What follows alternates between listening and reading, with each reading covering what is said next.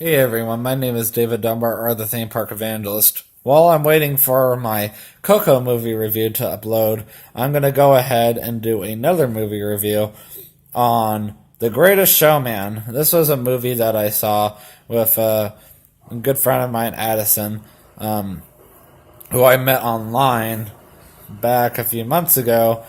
Okay, Cupid, that is, online that way. She works at the park I used to work at. I still work there from time to time. Probably a little more so than I work at Animal Kingdom. I work at Magic Kingdom most of the time. But the reason why I'm giving you this backstory is so you would know why I even went to go see this movie. Normally not a movie I would go and see, but honestly, after I watched it, I was like shocked I didn't want to go see it on my own, and why I was like so intent on watching Jumanji, which I finally did get to see, and I will do a movie review on that today. I'm trying to get all my movie reviews done today if possible. So anyway, without further ado, here is my movie review on The Greatest Showman. Good, I'm still rolling. I'm going to have to keep doing that every now and then because my phone has a tendency to stop filming me. So The Greatest Showman is a musical. It starts out with Hugh Jackman portraying P.T. Barnum, enjoying the life of the circus scene. This is the greatest show.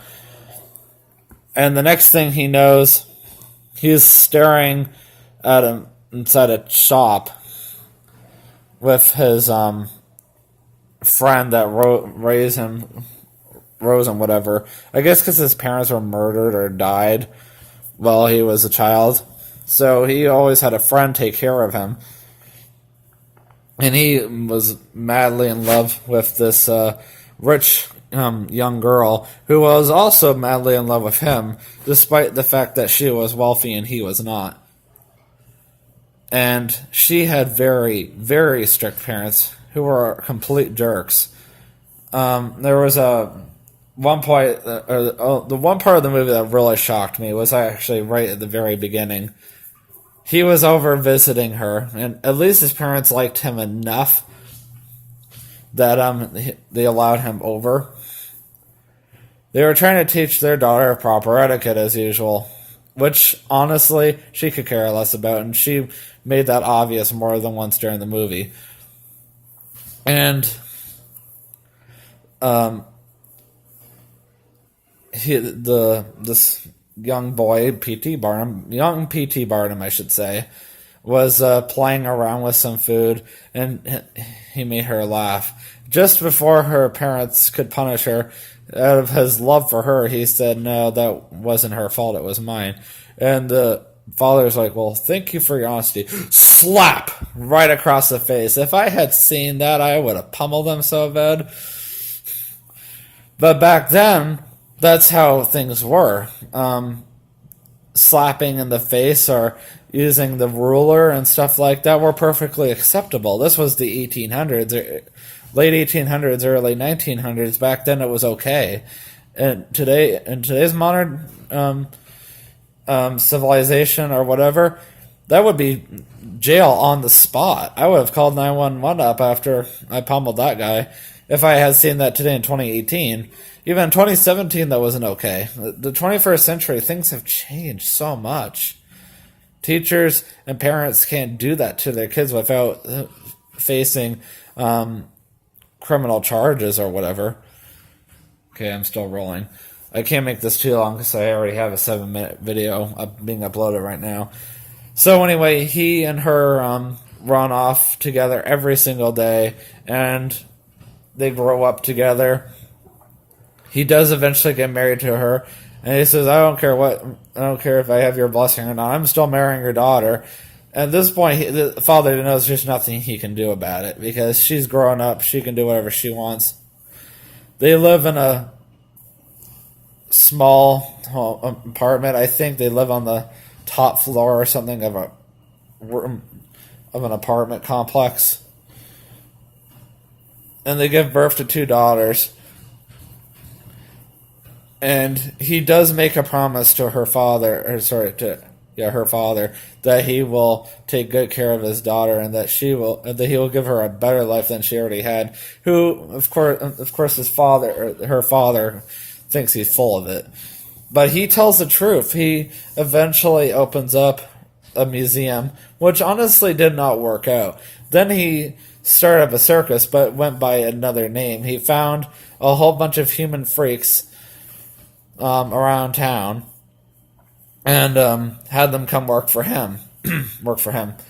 He even found a good friend of his, or he started out with a good friend of his that was a little midget. And he did this show. A lot of people liked it, a lot of people didn't. He had a lot of mixed reviews on it. Still rolling, that's good. And over time, he saw that the circus was doing extremely well. He even managed to hire somebody to come work for him. If you've ever heard of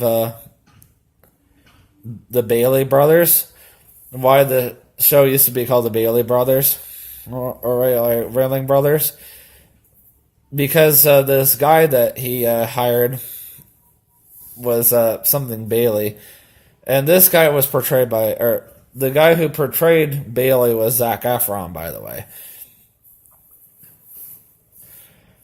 At one point in the movie, Hugh Jackman, or P.T. Barnum, decides to fly out to the other side of the world, because he's in America, New York, and which is pretty much where the movie took place the entire time. Old New York, early 1900s into the mid, or like 1920s, 1930s, around there. So very early. I think it started in the late 1800s, though. So yes, he flew out to Europe and saw this famous opera singer, which actually was a real person back then. Can't remember her name offhand. And he hired her to come sing at his circus because a lot of people found it was getting boring, a lot of the same repetitiveness. He never actually had a chance to hear her sing either, until that day. Or until the day that he had her come to New York and perform at his theater. He lied to everybody that she was a great singer, putting a huge risk on himself. When he saw what a famous musician she was, he decided to leave his partner Bailey in charge of the circus while he went on tour with her and gambled all of his money on her success.